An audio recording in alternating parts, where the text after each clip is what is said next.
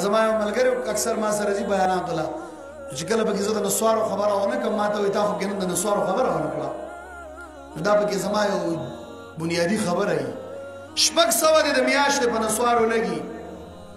ما ته وښیوی دي باجوړ کې کوم داسې مدرسه او جومات او کوم امام داسې چې هغه خلک هغه مالی والا وایي او موږ ماهانه 600 امام له ورکوو وښیوی یو جومات داسې څوک نشي ښودلی حساب به کېږي دا چونډي به هم شمارلی شي چې دونه په دې اخیستي وو دا پوڼۍ به هم در پسې حسابېږي ښه